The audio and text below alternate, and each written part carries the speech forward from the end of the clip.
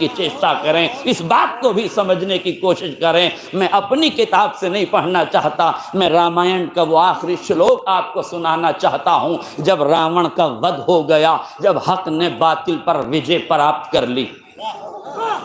آج میرا جملہ واضح ہو جائے، جب لٹیرا مارا گیا اور جس کو اذیت دی گئی تھی وہ کامیاب ہو گیا، تو جب لٹیرا مارا گیا آخری مرحلے میں ہے، ایک مرتبہ شری رام جی اپنے بھائی لکشمن جی سے فرماتے ہیں کہ سنو رہتا شری لکشمن، سنو بھیا لکشمن، یہ جو راون ہے نا بڑا گیانی تھا، یہ بڑا گیانی تھا، جاؤ اس سے گیان پراپت کرو۔ اب تاریخ میں یہ لکھا ہے، ہسٹری میں یہ لکھا ہے، اتہاس کاروں نے یہ لکھا ہے، مجھے نہیں معلوم کہ والمیکی میں کیا لکھا ہے، اختلاف کے ساتھ کیا لکھا ہے اور کیوں لکھا ہے، وہ جا کے تحقیق طلب ہے جو کریں، مگر جو لفظیں تاریخ میں ملی ہے وہ یہ ہے کہ شری رام نے اپنے بھائی سے کہا کہ جاؤ جاؤ لکشمن، یہ گیانی ہے، اس سے گیان پراپت کر لو۔ شری لکشمن جی گئے، عدم توجہی کی بنیاد پر، یہ میرا تعلیقہ ہے، عدم توجہ ہی کی بنیاد پر وہ جا کے راون کے سرہانے کھڑے ہو گئے۔ سرہانے کھڑے ہونے کے بعد کہنے لگے مجھے میرے بھیا نے بھیجا ہے، وہ چاہتے ہیں کہ تو مجھے گیان دے۔ اس نے سر سے پیر تک دیکھا اور دیکھنے کے بعد کہا جاؤ، تمہیں تو ابھی گیان لینے کا طریقہ بھی نہیں آتا، میں تمہیں گیان کیسے پردان کر دوں۔ یہ سننا تھا۔ شری لکشمن جی واپس پلٹے، رام جی کی خدمت میں گئے اور مریادہ پروشتم شری رام جی سے کہنے لگے حضور اہنکار دیکھ رہے ہیں، مرتیو کے دوار پہ کھڑا ہے، جانکنی کے عالم میں ہے، لاسٹ مومنٹ ہے، جانے والا ہے، اس دنیا سے رخصت ہونے والا ہے، مرتی کے دوار پہ کھڑا ہے، مگر اہنکار دیکھ رہے ہیں، تکبر دیکھ رہے ہیں۔ اہنکار کا ترجمہ کر دوں، اہنکار دیکھ رہے ہیں، ایگو دیکھ رہے ہیں، ایٹیٹیوڈ دیکھ رہے ہیں، غرور دیکھ رہے ہیں، گھمنڈ دیکھ رہے ہیں۔ کہا ہوا کیا؟ توجہ، ہوا کیا؟ کیا بات ہے؟ دیکھیں بڑا احساس کیجئے تو بڑا عظیم جملہ ہے۔ شری رام کا اپدیش یہ ہے کہ کوئی غضب میں آئے تو اس پر غضبناک نہ ہو جاؤ، آہستہ سے پوچھو ہوا کیا تھا۔ ہائے میرا جملہ واضح ہو جائے، یعنی غضبناک قوم کو خاموش کرنے کا جو رام راجیہ طریقہ ہے وہ شرافت ہے، شرارت نہیں، وہ شرافت ہے۔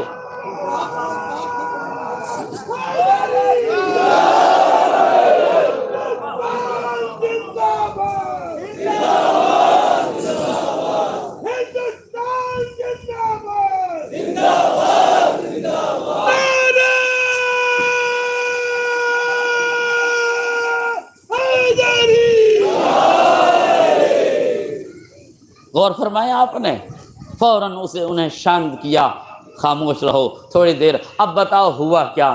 کہنے لگے براتا شری مرتیو کے دوار پہ کھڑا ہے، مگر کتنا اہنکاری ہے، کتنا متکبر ہے، کتنا غرور میں مبتلا ہے، کہہ رہا ہے تمہیں تو ابھی شکشا پراپت کرنا نہیں آتا۔ شری رام مسکرائے، مسکرا کے پوچھا تم کھڑے کہاں تھے؟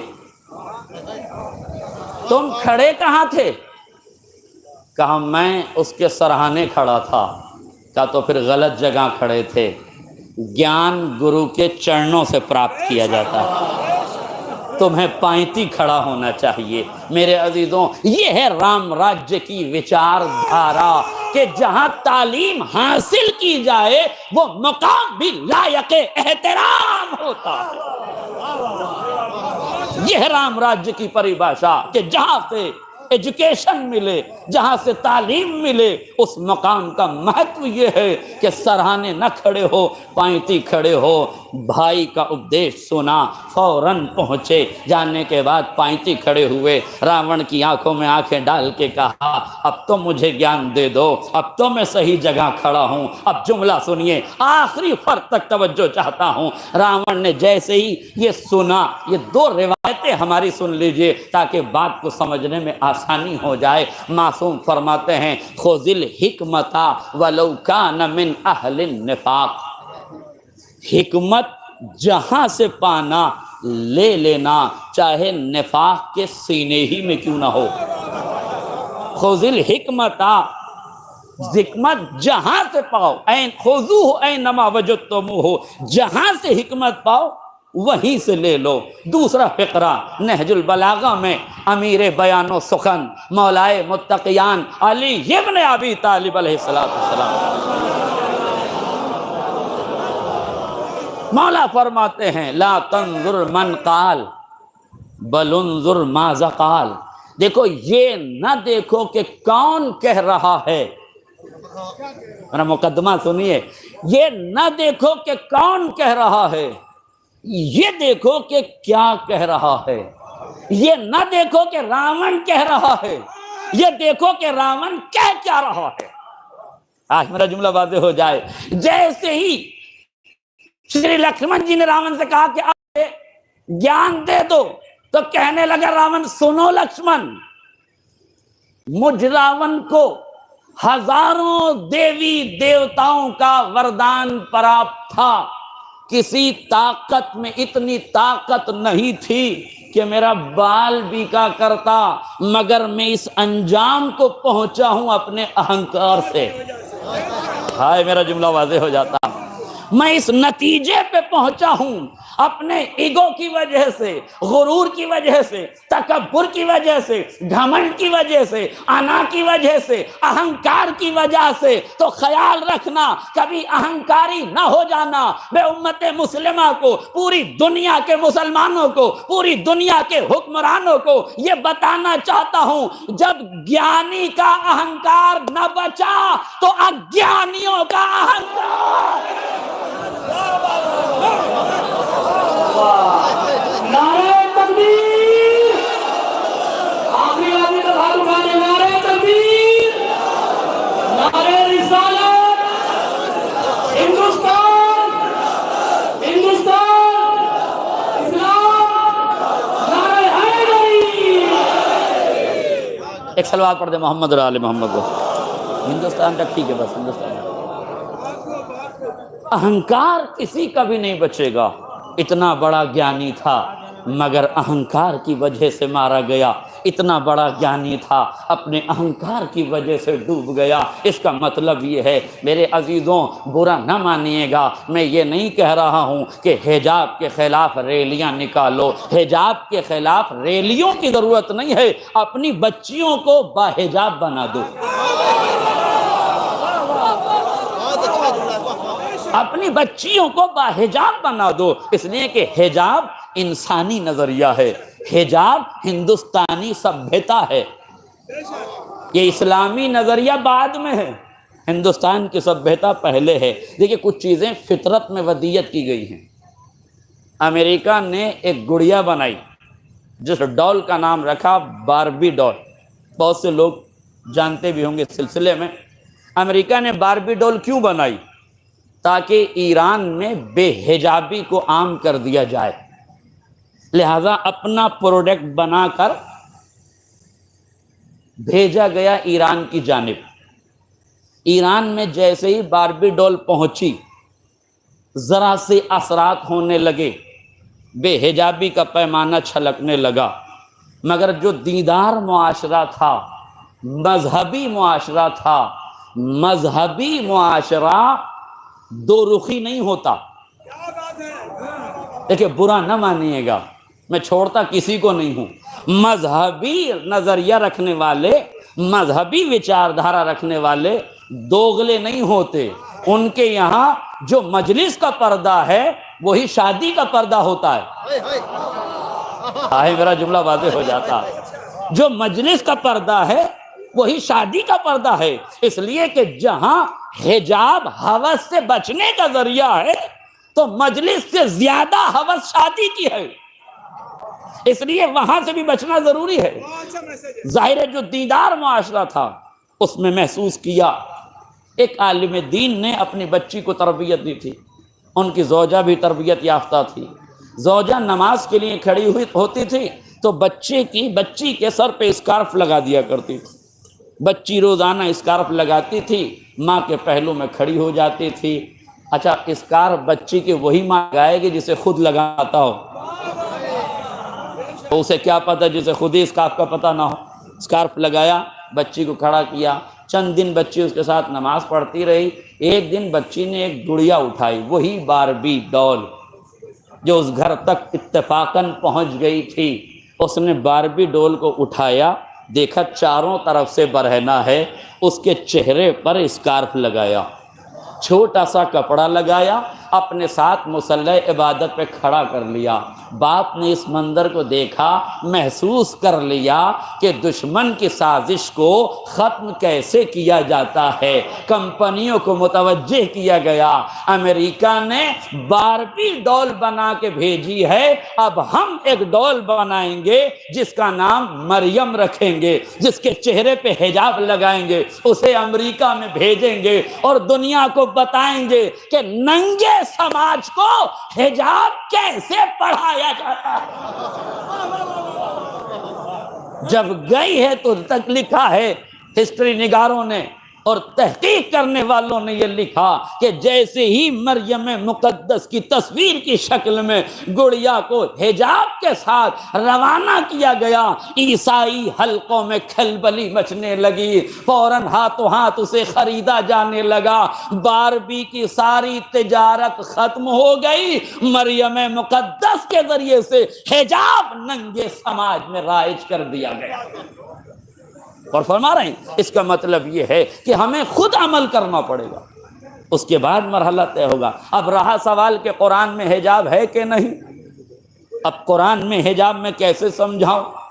میں آپ کو اس رامائن سے حجاب سمجھانا چاہتا ہوں جس سے آپ بخوبی واقف ہیں. تو آپ جانتے ہیں جب محترمہ سیتا میاں کا اپہرن کیا گیا تو راون سادھو کے لباس میں آیا. وہ جو لکشمن ریکھا کھینچی گئی تھی اسے ایک لمحے کے لیے حالات کی مجبوری سے کراس کیا گیا. میرے عزیزوں، میرے جملوں پہ توجہ کیجیے گا. میں اپنے ہر لفظ کا ذمہ دار ہوں مگر کسی کے ذوق سماعت کا ذمہ دار نہیں ہوں. میں اپنے لفظوں کا ذمہ دار ہوں. اہل علم تشریف فرما ہے، قسم خدا کی آسمان علم کے سارے ستارے تو آج اس بزم مدحت میں جمع ہو گئے. علماء کرام کا مجمع ہے. یہ ستارے علم کے چمکتے ہوئے افراد یہاں بیٹھے ہوئے ہیں. طالب اصلاح رہوں گا، ان بزرگوں سے ایک صلوات پڑھیں محمد و آل محمد. مرحوم فیروز حیدر صاحب قبلہ نے بڑا خوبصورت جملہ کہا تھا. اگر میری ماؤں بہنوں تک یہ جملہ پہنچ جائے تو میں سمجھوں گا میری مجلس کا حق ادا ہو گیا.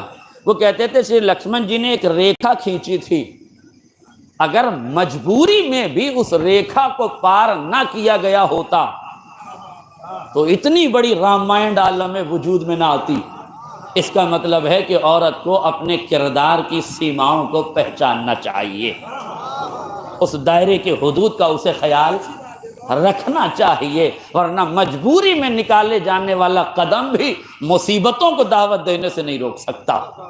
نتیجہ یہ ہوا کہ جب یہ اپہرن ہو گیا، تاریخ میں لکھا، والمیکی رامائن میں بھی اس کا ذکر موجود ہے کہ جب یہ اپہرن کر کے راون چلا تو محترمہ سیتا چونکہ ایک ذہین اور سمجھدار خاتون تھی اور محترم خاتون تھی، اور ایسی احترام اور محترم خواتین کا ہم تہے دل سے، ہردے کی گہرائی سے ان کا احترام کرتے ہیں، کرنا چاہیے. صاحب شعور کی ذمہ داری ہے کہ ہر مذہب کے بزرگوں کا احترام کرنا سیاست نہیں سکھاتی، شرافت سکھاتی ہے. کرنا چاہیے، شرافتوں کے پیمانے چھلکانے چاہیے. لہذا محترمہ ذہین تھی، اس لیے انہوں نے اپنی کبھی انگوٹھی اتار کے پھینکی، کبھی اپنا کڑا اتار کے پھینکا، کبھی اپنی جوتی اتار کے پھینک دی. کیوں؟ تاکہ پیچھے آنے والوں کو محسوس ہوتا رہے، نشانیاں اور یہ علامتیں انہیں ملتی رہیں. لہذا جب یہ ہو گیا، ادھر شری رام جی، شری لکشمن جی، ہنومان جی کے ساتھ تینوں آدمی ڈھونڈنے کے لیے نکلے. تو اب رامائن میں یہ لکھا ہوا ہے کہ ہنومان جی نے انگوٹھی اٹھائی، لکشمن جی سے کہا یہ کس کی ہے؟ کہا یہ میری بھابھی کی ہے. پھر آگے چل کے انہوں نے کڑا اٹھایا، پوچھا یہ کس کا ہے؟ کہا یہ بھابھی کا ہے. آگے چل کے انہوں نے پیر کی جوتی اٹھائی، کہا یہ کس کی ہے؟ کہا یہ میری بھابھی کی ہے. آگے چل کے انہوں نے چوتھی چیز جو اٹھائی وہ ناک کی ایک نتھ اٹھائی. ناک میں پہنے جانے والا ایک وستو یا نتھ جسے کہتے ہیں، نتھنی جسے کہتے ہیں، اسے اٹھایا. اور اٹھانے کے بعد شری لکشمن جی کو دیکھ کے کہا آپ اسے پہچانتے ہیں؟ انہوں نے کہا نہیں، میں اسے نہیں پہچانتا. میں اسے نہیں پہچانتا۔ شری رام جی نے دیکھا اور کہا کہ یہ تمہاری بھابھی کی ہے، پرنتو تم کیوں نہیں پہچانتے؟ اب شری لکشمن جی کا جملہ ہے، اگر کسی کے سمجھ میں آ جائے تو بہت بڑی بات ہے۔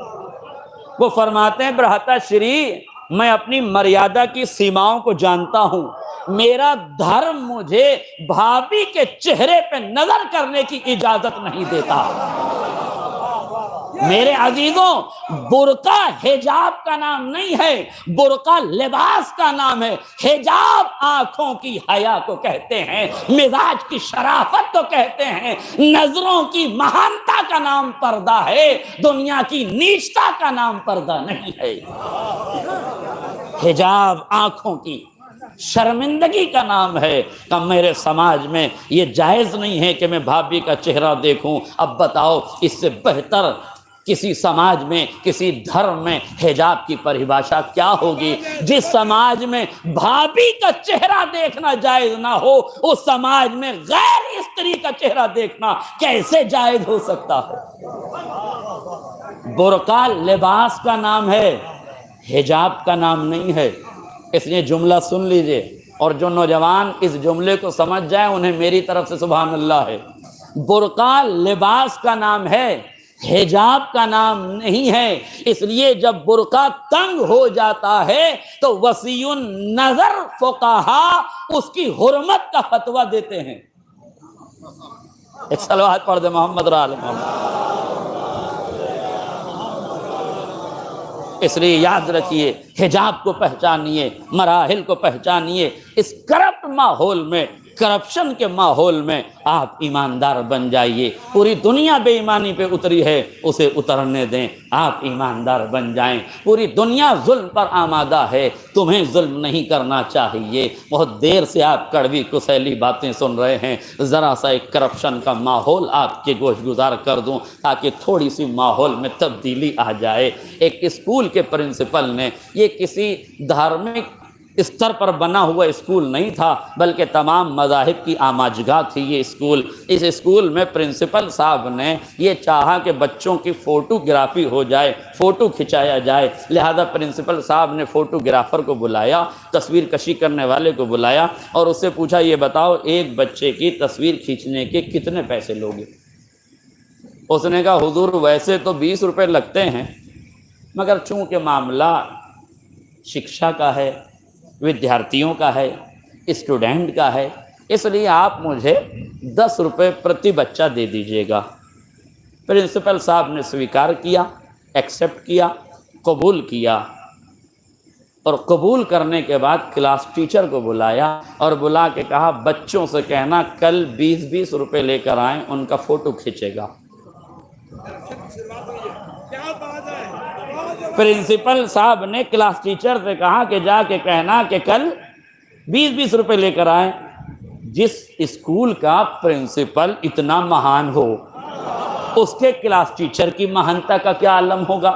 اس نے جا کے بچوں سے کہا کہ اپنے گھر جانا تو کل 50 روپے لے کے آنا، اس لیے کہ تمہارے فوٹو کھینچا جائے گا۔ ظاہر مہان ٹیچر سے تعلیم یافتہ بچہ کتنی ترقی پہ جانا چاہیے۔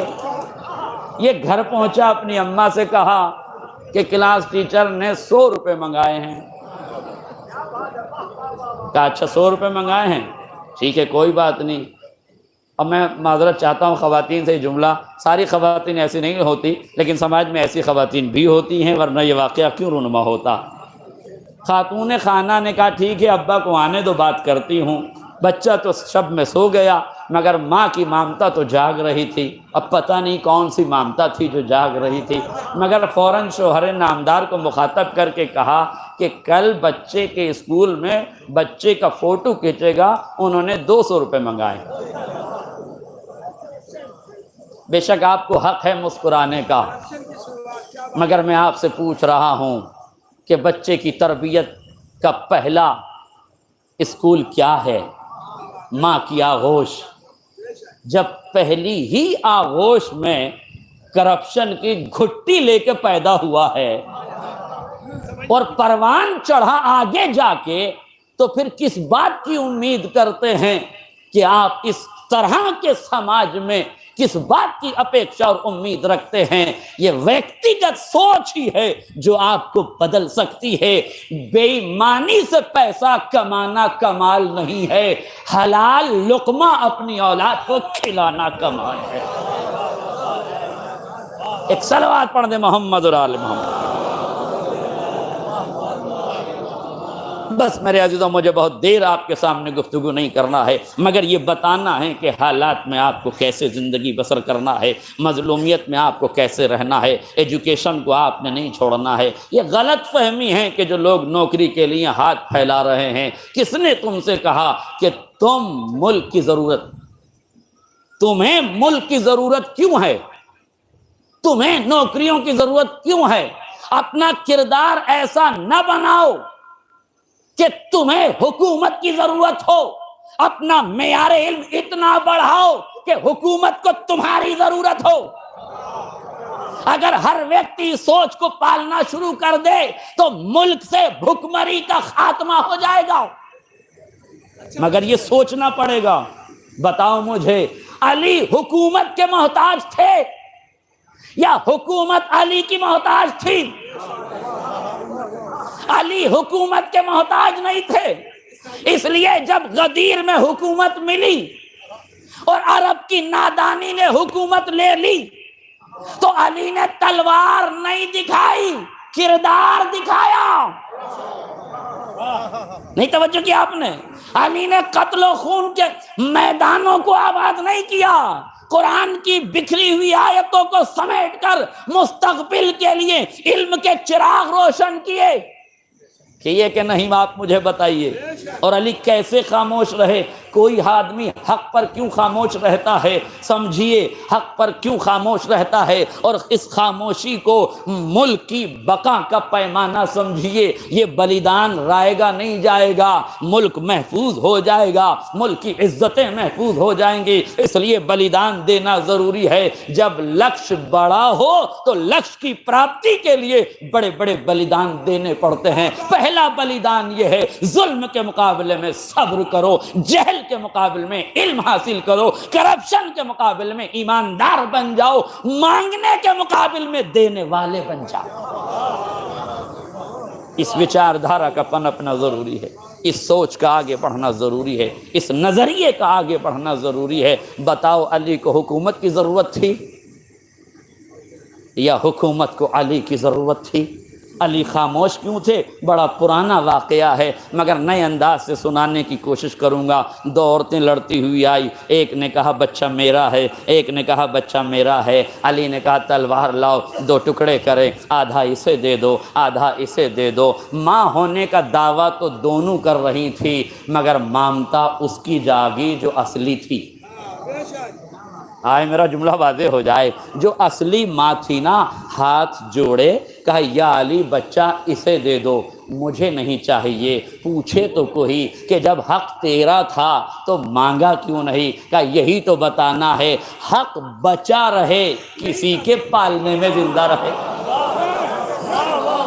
آئے میرا جملہ واضح ہو، حق جیوت رہنا چاہیے، حق کو ٹکڑوں میں نہ بٹنے دو، حق کو ٹکڑوں میں نہ بٹنے دو، حق زندہ رہے گا تو اہل حق پہچان لیے جائیں گے۔ حق ہی ٹکڑوں میں تقسیم ہو گیا۔ توجہ، حق کو پہچانو، اہل حق کو خود بخود پہچان جاؤ گے۔ یہ نہیں کہ اہل حق کو پہچانو، حق کو پہچانو، اہل حق کو خود بخود پہچانو گے۔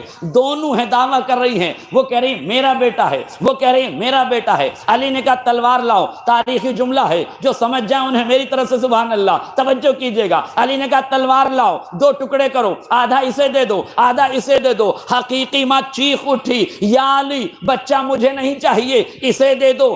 یہ بھی ماں کا دعویٰ کر رہی ہے، یہ بھی مامتا کا دعویٰ کر رہی ہے، مگر رشتوں کو کٹنے پہ تیار کون ہو گئی؟ رشتوں کو بچانے کے لیے بلیدان دینے پہ تیار کون ہو گئی؟ سماج میں ایسی ماؤں کو پہچان کے سلام کرو۔ آئے میرا جملہ واضح ہو جائے، تاریخ اسلام میں ایسی ماؤں کو پہچانو جنہوں نے قربانیاں دی ہیں، جنہوں نے دولتیں لٹائی ہیں، جنہوں نے ثروتیں لٹائی ہیں، اس لیے کہ جن کو حق کی پریبھاشا کا علم ہوتا ہے وہ حق کو ٹکڑوں میں نہیں بدلنے دیتے، 2 قدم پیچھے ہٹ جاتے ہیں۔ لیجیے ہٹ گئی وہ خاتون پیچھے جو حقیقی ماں تھی۔ خواتین